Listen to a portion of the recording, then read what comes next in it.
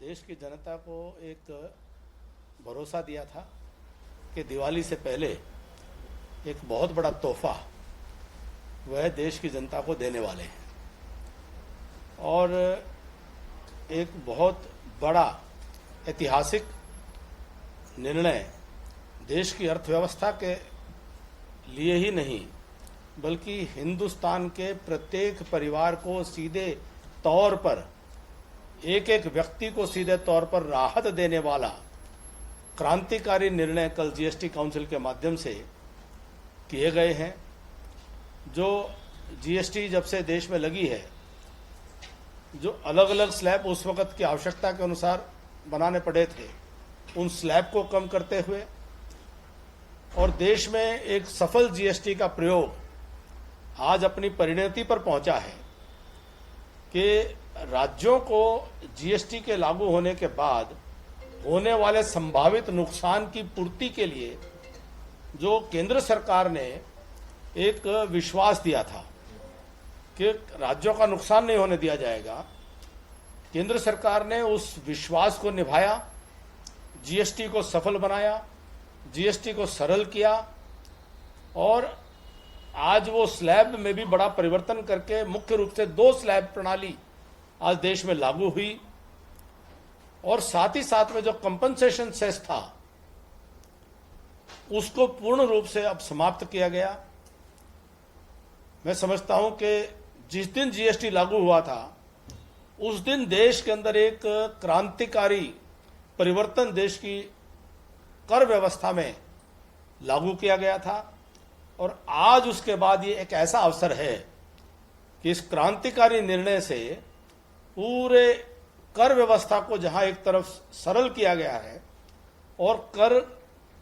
आम आदमी को राहत देने वाले उसमें बड़ी भारी कटौती की गई है, तो ये मोदी जी के एक जो उनका कुशल नेतृत्व है यह उसका प्रमाण है कि जब जीएसटी लागू किया जा रहा था, स्वर्गीय श्रीमान अरुण जेटली जी देश के वित्त मंत्री के नाते उस वक्त सारा मीडिया इस बात को लेकर के लिखता था कि दुनिया में जिस सरकार ने जीएसटी लागू किया 50 के करीब देशों में वह सरकार कभी दोबारा चुनकर नहीं आती थी। मोदी जी ने यह दुस्साहस किया कि देश के लिए जरूरी है तो हम इस जीएसटी प्रणाली को निश्चित तौर पर 1 नेशन 1 टैक्स को हम लागू करेंगे और वो लागू किया। देश की जनता ने उसको स्वीकार किया, आशीर्वाद दिया और वहीं आज निर्मला सीतारमण जी को भी मैं बहुत बहुत बधाई दूंगा कि सर्वसम्मति से जो जीएसटी काउंसिल की एक परिपाटी चली आ रही है, वोटिंग का उसके अंदर प्रावधान है, लेकिन उसके बावजूद भी उस परंपरा को जीएसटी काउंसिल में उन्होंने सभी दलों को साथ लेकर के, सभी दलों के सहयोग से यह परंपरा को कायम रखने में कि सर्वसम्मत निर्णय की परंपरा को कायम रखने में उन्होंने बहुत बड़ा कुशल नेतृत्व क्षमता का परिचय दिया है। और वहीं विपक्ष के मित्र जो आज जहां प्रधानमंत्री जी एक और कि देश की माताओं और गृहिणियों के बजट को राहत देने में लगे हुए हैं, माताओं और बहनों के चेहरों पर खुशी और मुस्कान आए इसके लिए प्रयास कर रहे हैं, और वहीं विपक्ष के नेता देश की माताओं के ऊपर अभद्र टिप्पणियां करके, भारत के प्रधानमंत्री जी की माता पर वह अभद्र टिप्पणी नहीं है, वो टिप्पणी देश की मातृशक्ति के ऊपर वो अभद्र टिप्पणी है कि इस गिरी हुई मानसिकता का समर्थन करने वाले लोग, ये देश में 2 धाराएं चल रही हैं। एक देश की माताएं बहनें गृहिणी उनके चेहरों पर खुशियां मुस्कान लाने वाली, और एक देश की माताओं के ऊपर अभद्र टिप्पणियां करने वाली। और देश की 140 करोड़ जनता इसको देख रही है। तो मैं मोदी जी का बहुत बहुत धन्यवाद करता हूं कि जीएसटी को आज अपने कर व्यवस्था को अपने चरम पर ला करके, और दुनिया अब भारत की जीएसटी की जो एक्सपेरिमेंट है इसको अध्ययन करने के लिए दुनिया के लोग अब भारत में आ रहे हैं, अर्थशास्त्री भारत में आ रहे हैं, कर व्यवस्था पर काम करने वाले लोग अलग अलग देशों के भारत में आ रहे हैं कि कितनी सुचारू, सुव्यवस्थित और कितने सहज तरीके से इतनी बड़ी कर व्यवस्था का परिवर्तन संपन्न किया गया है।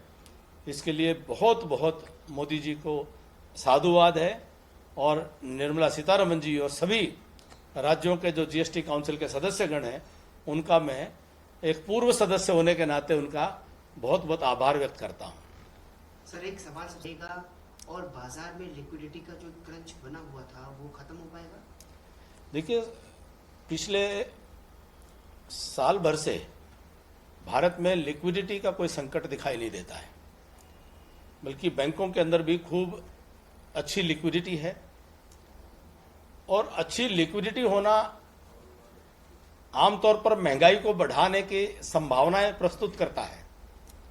लेकिन भारत में महंगाई को भी नियंत्रण में रखना, यह देश के नीति निर्धारक जो टोली है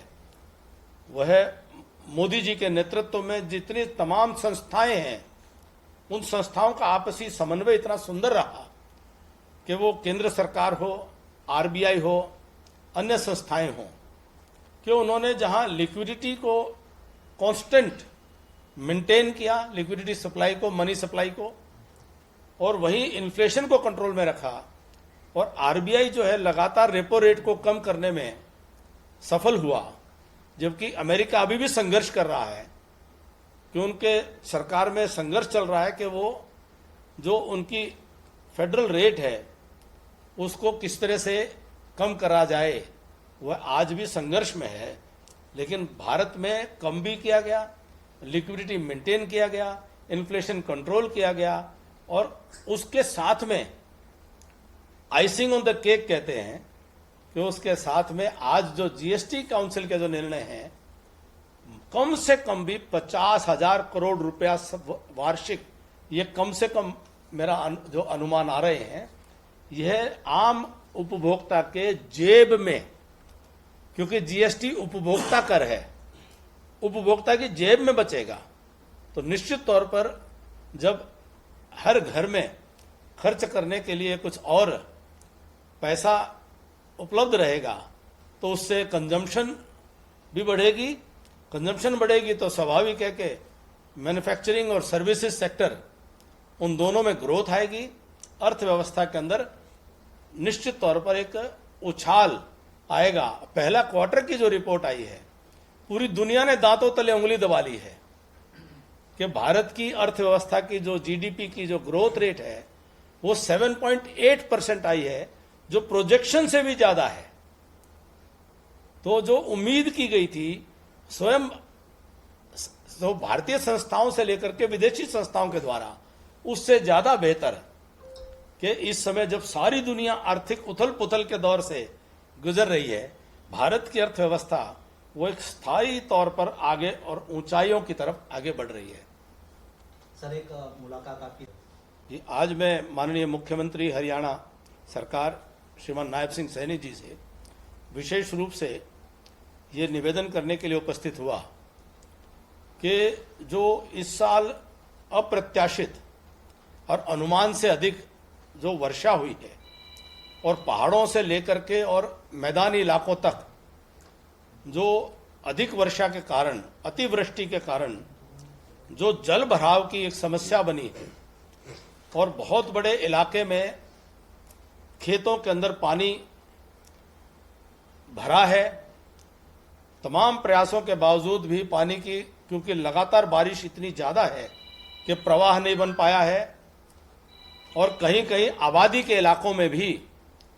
पानी भरा है। तो हमारे क्षेत्र के भी कई गांव की माननीय मुख्यमंत्री जी से मैंने इससे पहले 15 दिन पहले चंडीगढ़ में भी बैठकर चर्चा बातचीत की थी, और पूरा जो हमारा पानी का जो नेचुरल फ्लो है उसमें जो लो लाइंग एरियाज हैं, जो निचले इलाके हैं, उनके अंदर पानी काफ़ी भरा हुआ है। तो माननीय मुख्यमंत्री जी से मैंने पुनः निवेदन किया कि अब इस समय हरियाणा प्रांत में जहाँ जहाँ जल की भराव की समस्या है, चाहे वो किसान हो चाहे वो आबादी हो, उनमें तुरंत राहत देने की आवश्यकता है।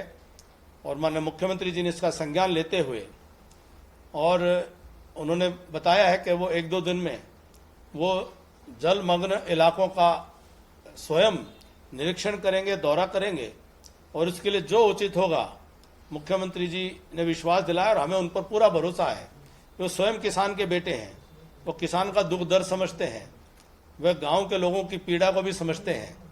तो वह जो शहरों के अंदर भी जो जल भराव की दिक्कत है, उनको आम नागरिक की नब्ज को जो पीड़ा है, उसको तकलीफ है, उसको समझने वाले हमारे मुख्यमंत्री जी, आज मुझे पूरी उम्मीद है कि वह इसके ऊपर त्वरित कार्रवाई करेंगे और हरियाणा प्रदेश के लोगों को किसी प्रकार की तकलीफ नहीं होने दी जाएगी।